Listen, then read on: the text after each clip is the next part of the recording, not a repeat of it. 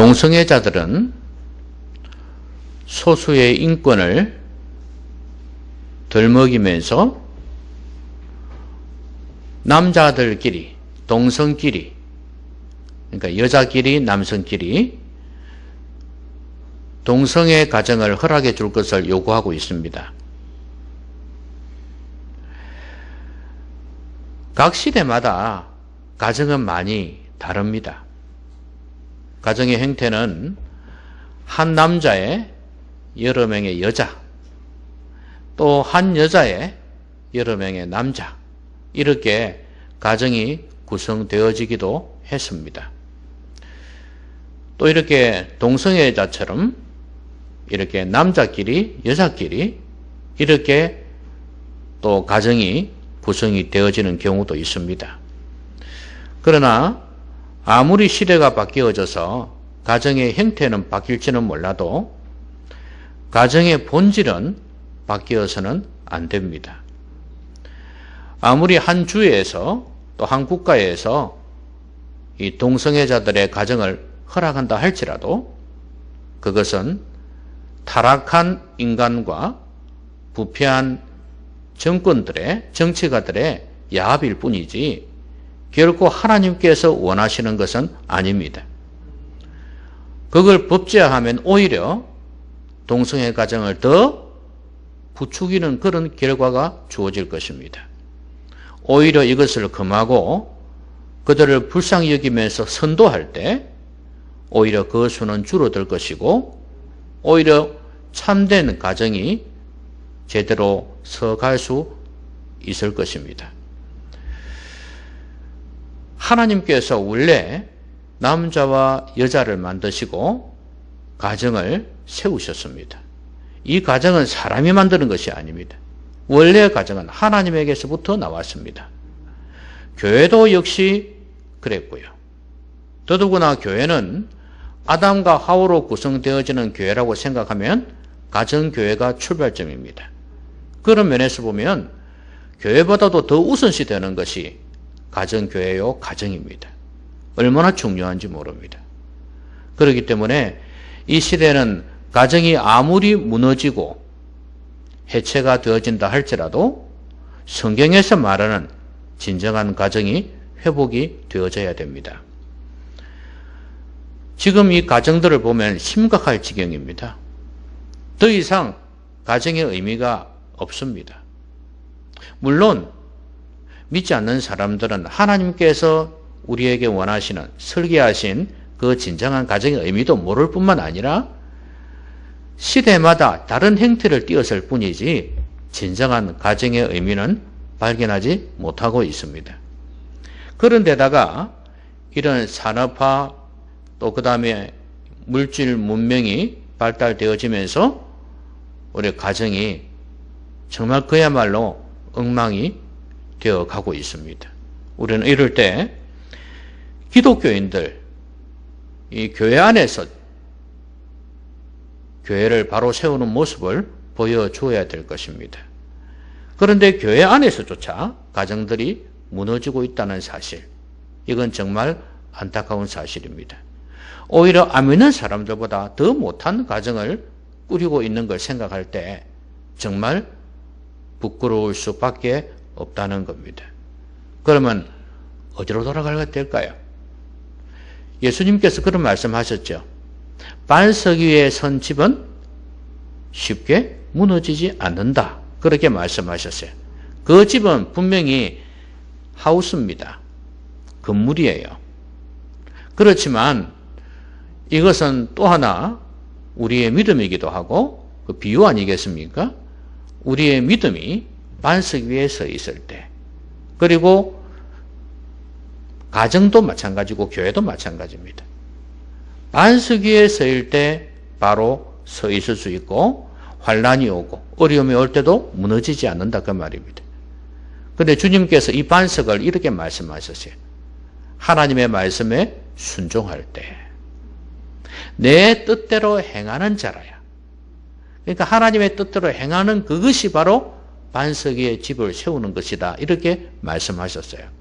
그러면 결국 우리의 가정을 든든히 세우기 위해서는 하나님께서 뭐라고 말씀하시는지를 듣고 순종하는 것이 중요하다 그 말입니다.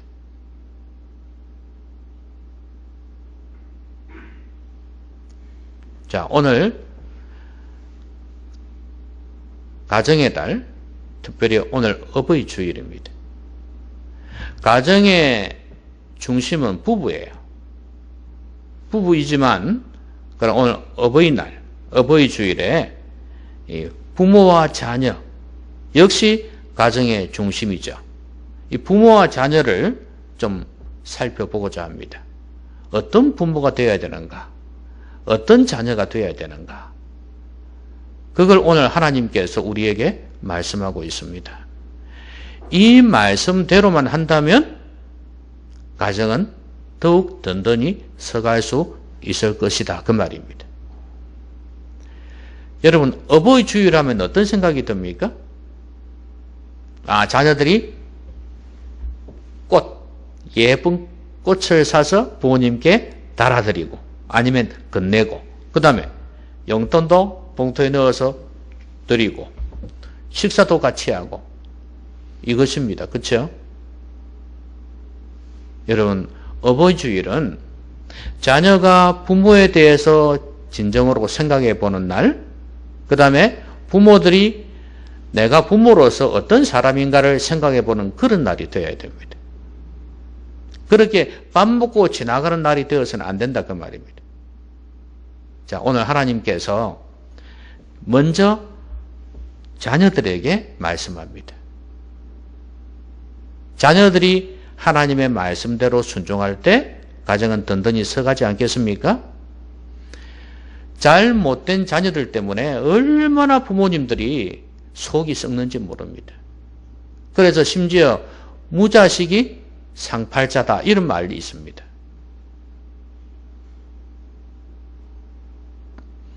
자식이 사람을 죽인다?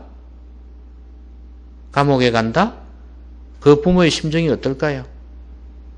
찢어지겠죠? 그 정도는 아니라도 도덕적으로 살지 못한 그런 자녀들을 볼 때 억장이 무너지지 않겠습니까? 자신이 어떻게 살았던 거와는 상관이 없이 억장이 무너질 거예요. 그런데 보란듯이 성실하게 아름답게 열매 맺으며 살아가는 자녀를 보면 부모는 정말 자랑스러울 것입니다. 자, 자녀가 이렇게 중요해요. 자녀들아, 주 안에서 너희 부모에게 순종하라. 이것이 옳으니라. 이렇게 말씀합니다. 그러면 어떤 사람들은 반문을 할 거예요. 부모님이 어떤 말을 해도 순종해야 합니까? 그렇게 반문을 한단 말이죠. 여러분의 답은 무엇입니까? 당연히 아니다. 그렇게 말씀하시겠죠? 여기에서 순종하라는 것은 부모의 어떤 말도 순종하라 말은 아니지 않습니까? 극단적으로 이야기하면 나쁜 말도 할 수 있잖아요. 도둑질을 시킬 수도 있고. 그런 말에는 절대 순종할 수가 없죠. 그리고 또 하나는 하나님 말씀과는 배치가 안 되는, 이건 아무리 생각해도 하나님의 뜻과는 상관이 없는 것 같은데 오히려 하나님의 뜻을 거스리는 것 같은데 싶은 생각이 들 때는 역시 순종할 수 없는 거 아니겠습니까? 그래서 오늘 단서를 달았습니다. 뭐라고요? 주 안에서 너희 부모에게 순종하라. 이렇게 말씀하는 거예요. 먼저 내가 주 안에 있어야 돼요. 그렇죠? 내가 주 안에 있어야 되고 부모도 사실은 주 안에 있어야지 순종할 가능성이 많습니다. 어느 한쪽이 주 안에 있지 않냐고 주 밖에 있으면 순종하기 힘들겠죠? 가치관이 달라지는데요. 그렇죠? 그러나 이 말씀은 주 안이 아니라고 해서 함부로 하라는 건 아닙니다. 설령 하나님의 뜻에 어긋나는 그런 내용을 이야기를 한다 할지라도 순종은 못할지언정 잘 설득하고 대화를 해서 순종하지 못하는 이유를 말씀드려야 됩니다.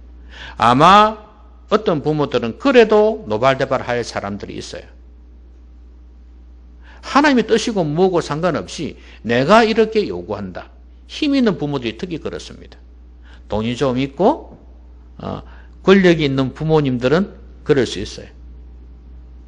요구합니다. 아들한테도 딸한테도 사위한테도 며느리한테도 요구할 겁니다. 그렇지 않으면 국물도 없다 이렇게 하겠죠. 그러나 하나님께서는 그걸 원치 않습니다. 부모들 입장에서는 자녀들이 내 권력 때문에 순종하는 일이 없도록 해야 합니다. 정말 잘못된 부모입니다. 그런 부모들이 기독교 안에도 많다는 사실을 아셔야 돼요. 내 자녀들이 나를 내 어떤 무엇 때문에가 아니라 하나님 말씀에 순종해서 나에게 순종하는, 공경하는 그런 일이 있도록 해야 된다 그 말이에요. 여기 주 안에서라는 이 단어는요, 원래 주님의 능력으로라는 의미가 있어요. 이 안에서라는 단어가 헬라어로는 그런 의미가 있어요.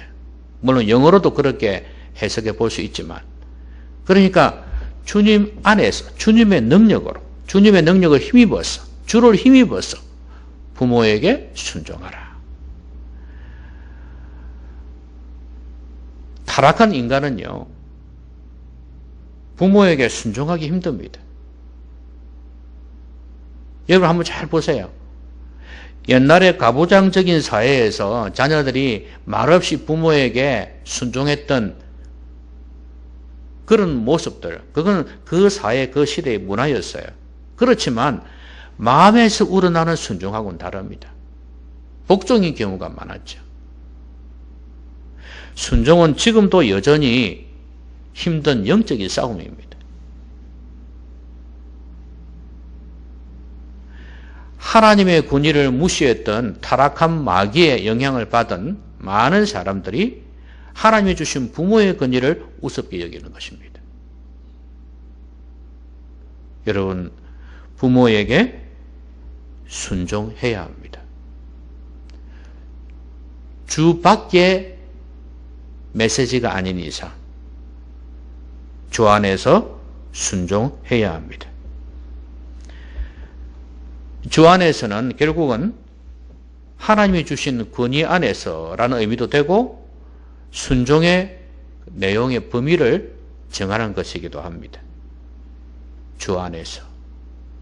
내가 주 안에 거해야 한다는 사실. 그래야 진정으로 부모에게 순종할 수 있다는 사실도 잊지 말아야 됩니다. 자녀들은 부모가 자랑스러워할 수 있는 자녀가 되어야 됩니다. 그러면 어떤 자녀가 부모가 자랑스러워할 수 있는 자녀일까요? 주 안에서 부모에게 순종하는 자들입니다. 자녀가 주님 안에 있는 거예요. 그리고 주의 말씀에 순종하면서 주님의 능력으로 부모에게 순종하는 자녀.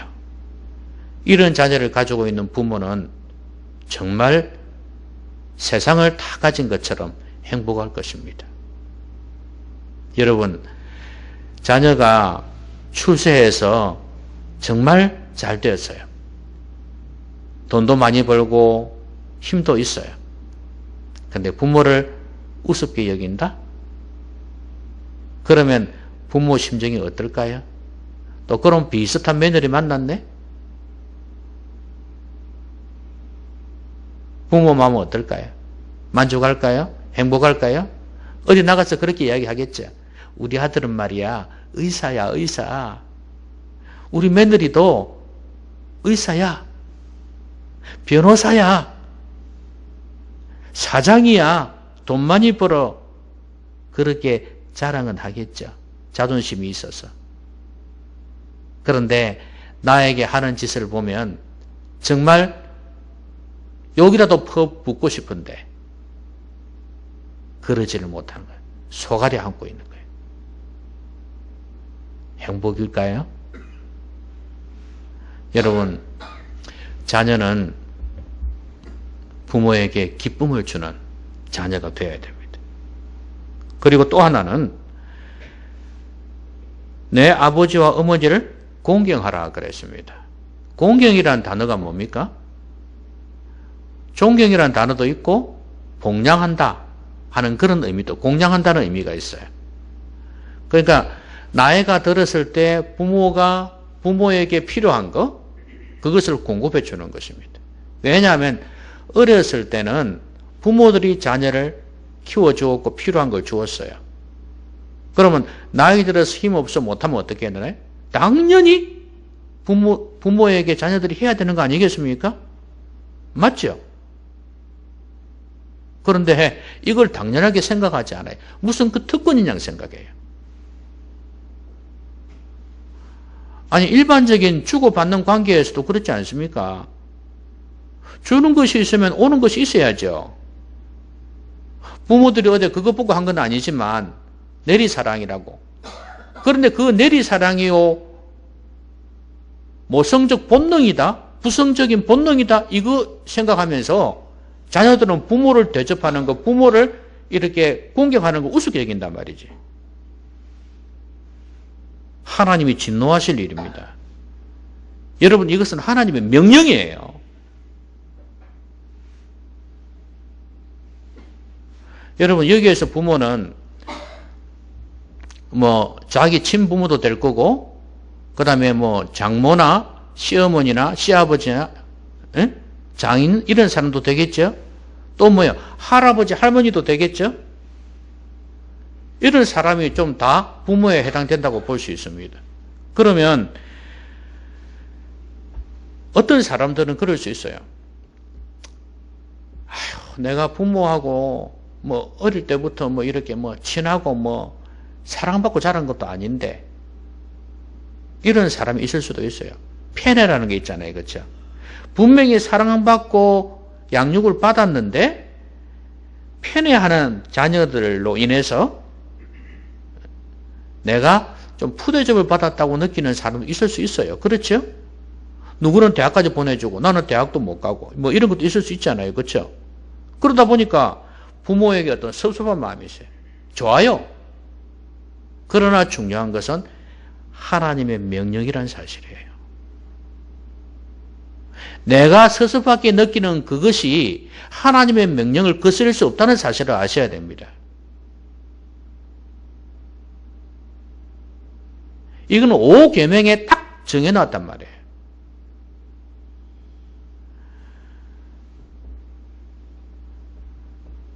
아유, 할아버지 할머니는 나하고 이렇게 어릴 때부터 친했어야지. 맨날 객지로 떠들고 다니고 이랬는데, 친해야 어떻게 찾아가고 이래야지. 또 특별히 할아버지 할머니가 나한테 해준 게 뭐가 있냐?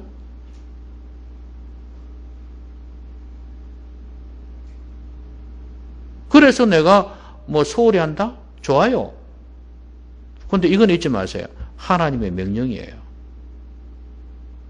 그걸 하고 안 하고를 떠나서 하나님의 명령이에요. 제가 어제도 제 어머니를, 요양병원에 있는 어머니를 방문을 했거든요. 면회를 했거든요. 솔직히 가기 전에는 귀찮았어요. 인간적으로. 이거 검사하는 거 있지 않습니까? 요 검사도 해야 되거든요. 거기 가서 검사를 해야 돼요. 4월에요. 사가 갔습니다. 그리고 또 신발도 신고 비옷도 입고요. 또 94 마스크도 끼고요. 귀찮아요. 그래서 제가 미리 전화를 했죠. 손을 만져볼 수 있습니까? 이렇게 물었거든요. 가능하대요. 또 멀리서 칸막이 해놓고 멀리 있으면 굳이 갈 필요가 없어요. 화상 통화하면 되니까. 근데 그게 가능하다는 거예요. 그래서 내가 가야 되겠다 마음 먹고 갔거든요. 근데 처음에 가기 전에는 참 좀 인간적으로 할 때 좀 이렇게 안 했으니까 귀찮다는 느낌이 좀 들었어요. 근데 갔다 오면서 어떤 생각이 드는 줄 아십니까? 내가 이것 때문에 못 간다? 가기 잘했다는 생각은 당연히 들죠. 필요한 거 막 사다 드리고. 그리고 갔다 오면서 잘했다는 생각이 막 들더라고요. 귀찮다고 안 간다? 못 한다? 이거는 부모님이 나한테 해준 거 생각하면 아무것도 아니에요. 나이가 드니까 자꾸 잊어버려서 그렇지, 아이들을 키우면서 느끼는 건 뭡니까? 어머니가 어렸을 때, 아버지가 어렸을 때 나에게 이렇게 해주었겠구나 생각을 하니까, 다 자꾸 생각을 하면요, 묵상을 하면요, 부모님의 은혜가 생각이 난단 말이에요. 그걸 자꾸 막 뭉뚱그려서 생각해 버리니까, 깊이 묵상 안 하니까 부모님의 은혜를 잊어버려요.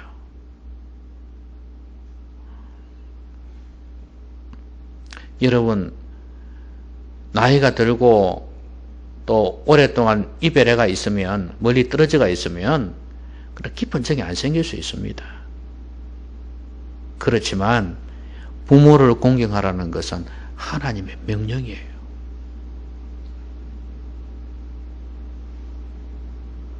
이걸 잊지 말아야 됩니다.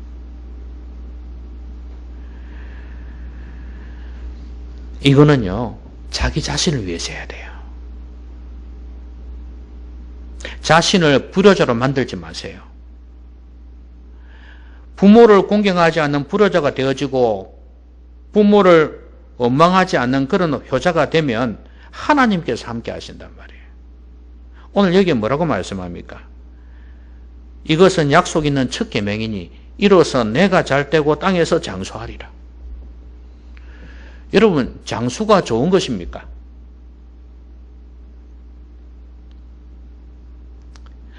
오래 살고 싶죠?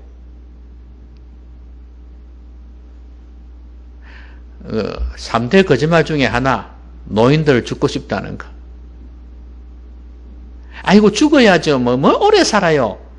그렇지만 오래 살고 싶어 해요. 거짓말이라 하잖아요. 자, 그런데 여러분, 장수라도 벽에 똥칠하면서 사는 그거 원치 않잖아요. 온갖 그 자존심 다 무너지고 인권 다 유린당하는 그런 가운데에서 오래 살고 싶지는 않잖아요. 그래서 전제 조건이 있어요. 내가 잘 되고 땅에서 장수하리라. 여러분, 잘 되면서 장수해야 돼요. 그럼 여기에서 잘 된다는 게 뭘까요?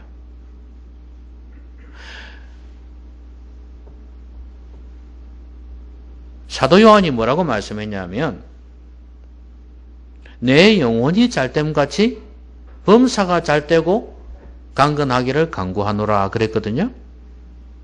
잘된다는 건 뭐예요? 영혼이 잘돼야 되는 거예요. 장수를 하더라도 오래 살도록 영혼이 잘돼야 되는 거예요. 여러분, 안 믿는 사람들이, 부모를 공경하지 않는 사람들이 장수하지 않는다는 말이 아닙니다. 장수하는 사람들이 있어요. 이게 중요한 건 뭐냐면, 잘 되고, 영혼이 잘 되고, 범사가 잘 되고, 강건한 이 은혜가 있어야 장수도 의미가 있다 그 말입니다. 부모를 공경하는 자에게 영혼이 잘 됩니다. 왜? 하나님의 권위를 짓밟지 않기 때문입니다. 하나님의 권위를 우습게 여기면 하나님께서 함께하지 않습니다. 은혜를 베풀어 주지 않아요.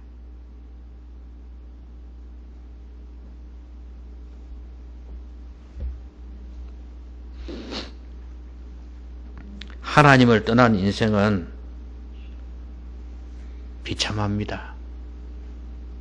하나님의 명령을 거역한 인생 결코 잘 되지 못합니다. 제가 전에 목회하면서도 쭉 봤는데요. 이 자녀들이, 부모님들 신방을 하잖아요. 그러면 이제 자녀들에 대해서 솔직한 이야기를 터놓는 성도들이 있어요. 근데 이 자녀들이 자기들은 자식을 위해서는 돈 50만 원, 60만 원 퍽퍽 쓰면서 부모한테 10만 원 주는 것도 아까워한다는 거예요. 요새 전부 다 내 새끼 하면서 그러잖아요. 제가 그 소리 듣고 설교할 때 대기 하나를 쳤습니다. 그런 적이 있었어요.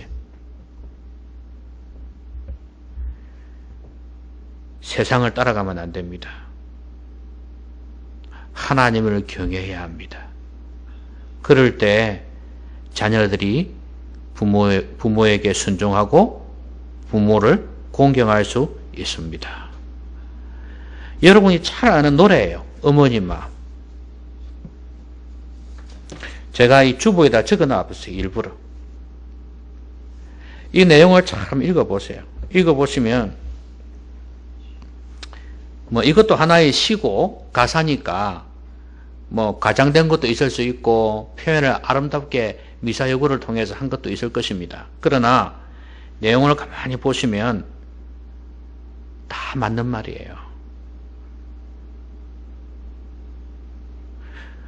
부모 입장에서 생각하지 말고 자녀 입장에서 생각할 때 이렇게 했다는 거 알아야 됩니다. 오늘 어머니라고 되어 있지만 요즘은 아버지가 더 고생인 것 같아요. 제가 볼 때. 옛날하고 많이 달라진 것 같아요. 옛날에는 아버지는 뭐 가부장적이어서 가만히 있잖아요. 아무것도 안 하잖아요. 어머니가 밭일 모든 집안일 다 하잖아요. 농사일 다 하고 자식 키우면서. 물론 심지어 방목이라 했지만 자녀들 그냥 막 크나 키우면 그냥 둘째, 셋째 계속 그냥 애들이 키우게끔 되어 있다 그러지만 그래도 힘들었어요. 그래서 어머니가 너무 고생했기 때문에 이런 노래가 나오지 않았나 싶어요. 근데 요즘은 아버지도 진짜 고생이 많아요. 진짜 고생이 많아요.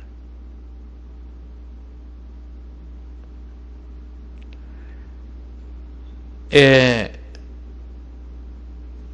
울면은 뭐 젖을 주기도 하고 똥오줌 가려주기도 하지만 어떨 때는 계속 울 때가 있잖아요. 그러면 그 걱정과 함께 짜증도 나고요. 그 힘든 직장일에 얼마나 힘든지 몰라요. 계속 울어대 보세요. 밤새도록. 그때는 병원도 못 가고.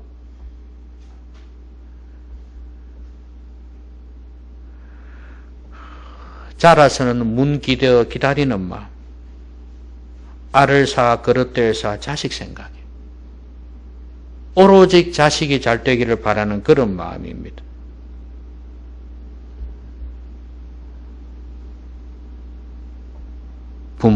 자녀는 부모를 절대 무시해서는 안 됩니다. 아무리 못난 부모라 해도 내 마음에 안 찬다 할지라도 하나님의 명령이라는 사실을 잊지 말아야 됩니다. 자, 그 다음에 그러면 자녀만 잘하면 되냐? 아니거든요. 자녀가 중요하니까 먼저 말씀을 했겠죠. 근데 4절에 보면 뭐라 그랬습니까? 또 아비들아 너희 자녀를 노엽게 하지 말고 오직 주의 교훈과 훈계로 양육하라 그랬습니다.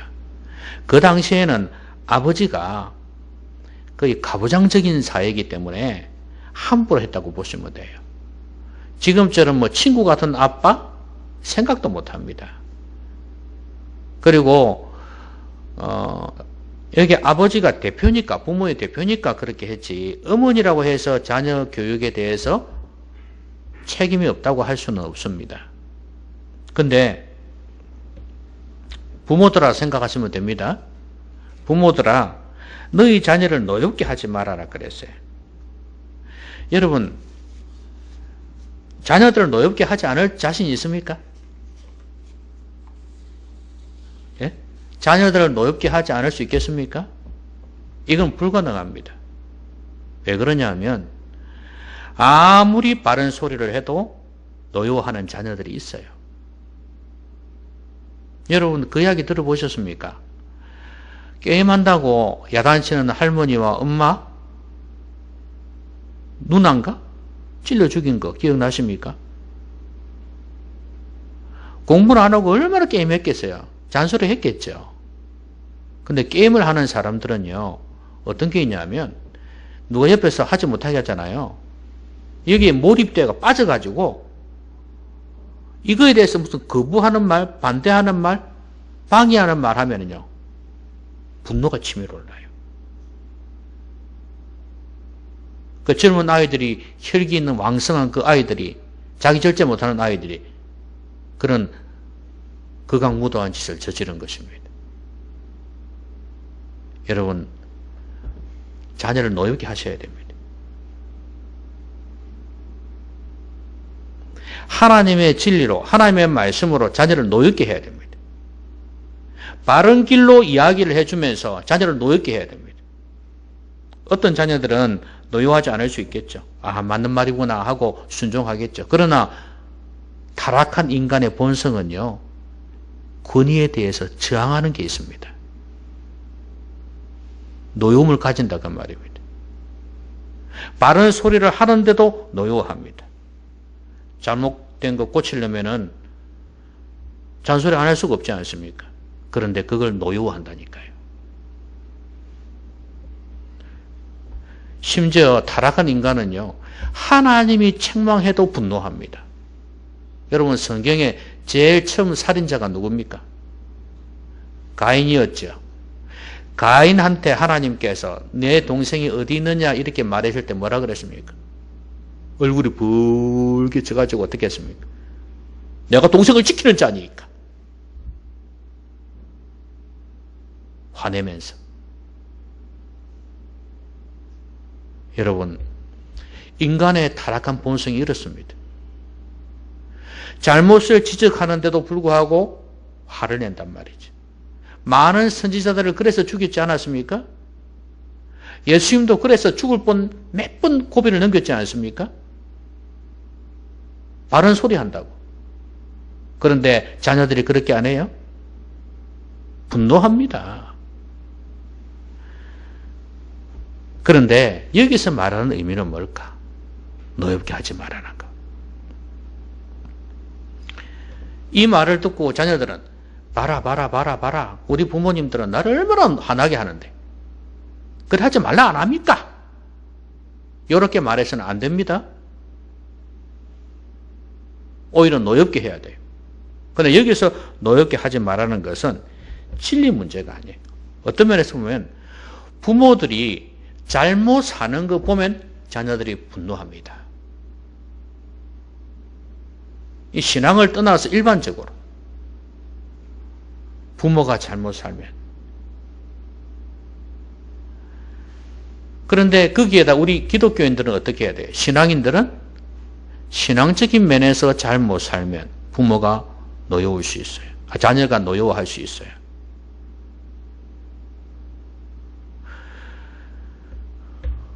더더구나 자신은 잘 못 살면서 강요할 때 그때 자녀들은 노여워합니다. 여러분, 제가 오늘 이 어머니 마음이란 이 가사를 적어 놓은 이유는 뭐냐면 부모들 한번 돌아보라는 거예요. 부모들이 자신을 돌아보라는 거예요. 나는 과연 자녀를 키우면서 얼마나 이런 마음을 가지고 살았던가 한번 돌아보라고. 자녀 입장에서는 부모의 은혜를 생각하고 부모 입장에서는 나의 부모의 모습을 생각해 보라고 적어 놓은 거예요. 오늘 어버이날은 이 두 가지를 다 생각해 봐야 되는 날입니다. 어버이 주일은.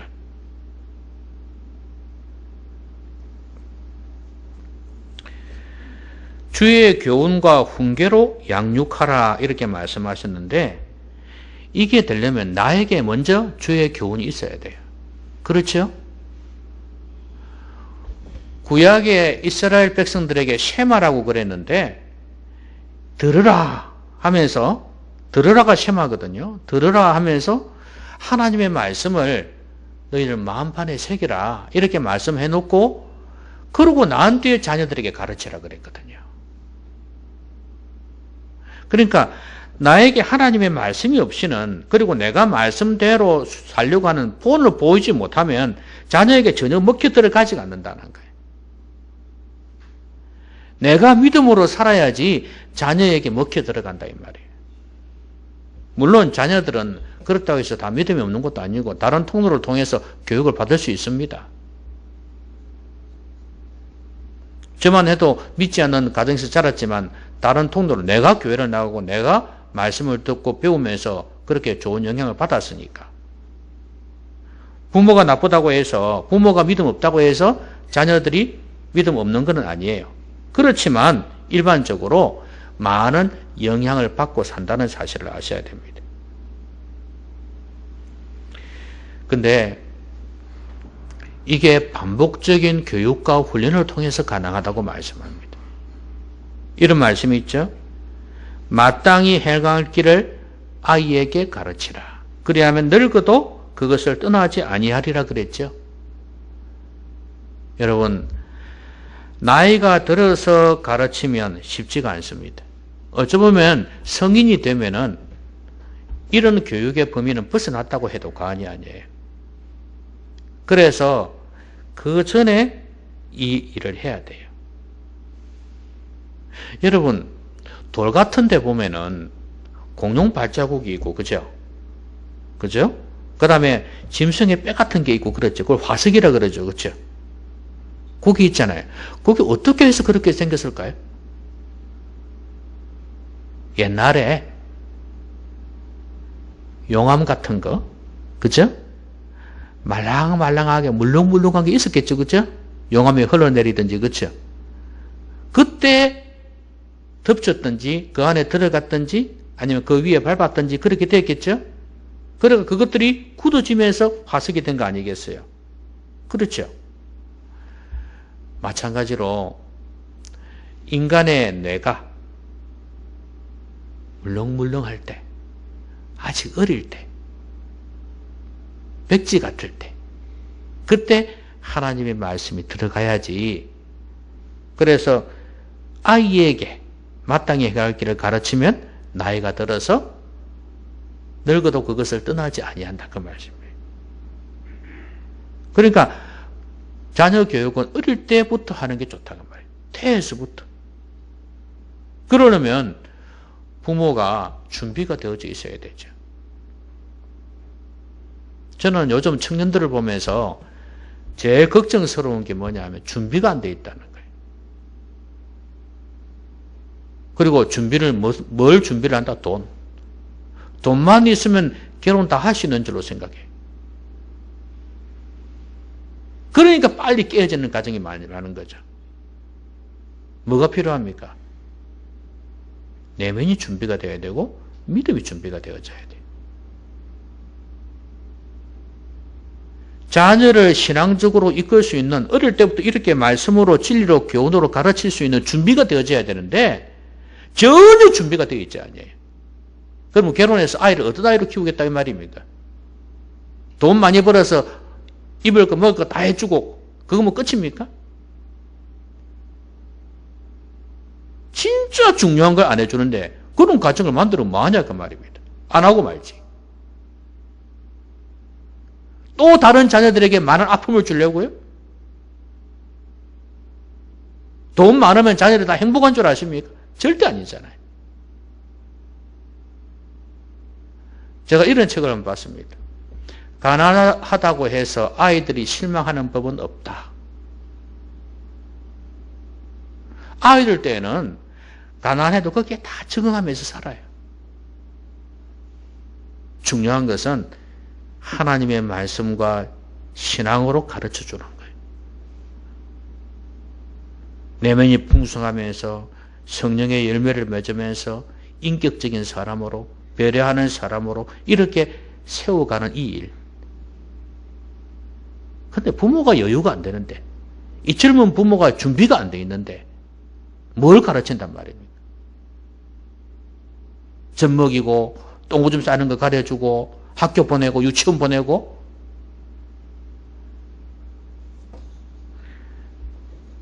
지금 교회 밖에 사람들이 이야기하는 것이 아니라 교회 안에 사람들이 이야기하는 거예요.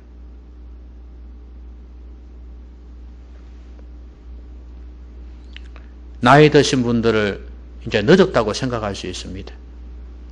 내가 자녀들을 이렇게 교육을 못 시켰구나 생각하면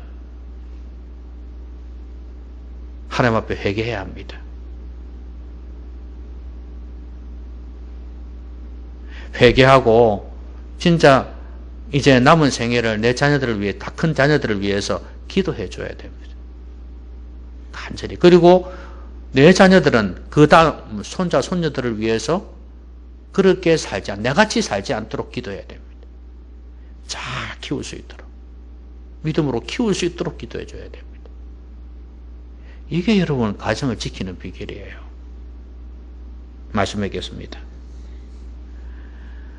오늘날은 가정이 급속도로 무너지고 있습니다. 심각할 정도입니다. 왜 그럴까요? 안 믿는 사람들은 뭐 당연하다 그렇게 여길 수 있습니다. 그러면 교회 안에 있는 사람들은 왜 그럴까?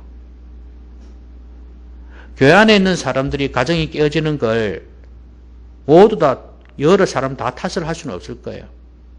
왜냐하면 가정 안에도 문제 있는 사람 많으니까.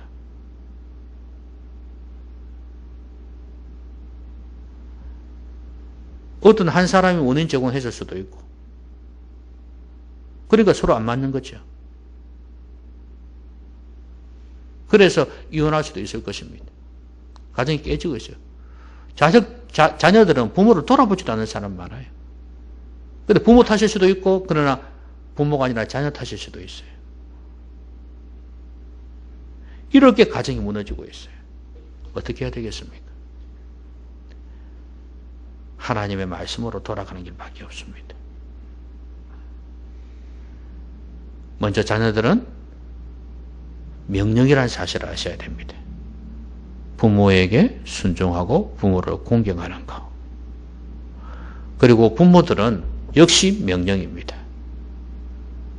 자녀를 노엽게 하지 말아야 됩니다. 자녀들은 이것을 곡해해서는 절대 안 되죠. 자기 위주로. 부모는 잘못 살지 말아야 됩니다.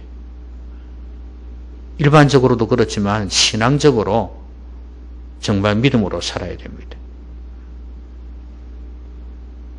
잘못 살면서 강요할 때 자녀들의 마음은 무너져 내린다는 사실 잊지 말아야 됩니다. 주의 말씀으로 양육하고 훈계해야 합니다.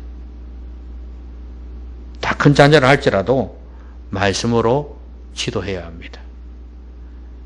아이를 가진 장성한 자녀라 할지라도 철없는 아이인 경우가 많습니다.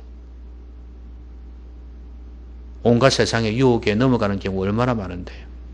부모는 중심을 잡고 있어야 됩니다. 너 그러면 안 된다. 지금은 돈이 수입이 중요할지는 몰라도 그러면 안 된다. 부정한 짓 저지르지 말아라. 그리고 네 가정, 내 아내, 내 남편 중요하게 생각해라. 딴 곳으로 눈 돌리지 말아라. 이렇게 부모가 딱 중심을 잡고 이야기를 해줄 수 있어야 됩니다. 그러기 위해서는 부모가 잘 살아야 되는 거예요. 젊은 부모가 되는 준비 잘해야 합니다. 결혼하고 난 뒤에 자녀 키우면 늦습니다. 정말 미리미리 기도로 준비하고 책을 읽으면서 기도하면서 준비 많이 해야 합니다. 그래도 부족합니다. 그래서 잘못된 가정이 대물림되지 않도록 가정을 바로 세우는 부모들이 되어야 됩니다. 그래서 우리 기독교인들이, 우리 성도들이 교회를, 가정을 아름답게 세울 수 있는, 그래서 세상 사람들에게 교회 안에 있는 사람들이 이렇게 가정을 세운다는 걸 보여줄 수 있는, 그것이 전도의 계기가 되는 그런 좋은 일들이 많이 일어나기를 주의 이름으로 기원합니다. 기원합니다. 기도합시다. 오늘 말씀 생각하면서 같이 한번 기도하도록 하겠습니다.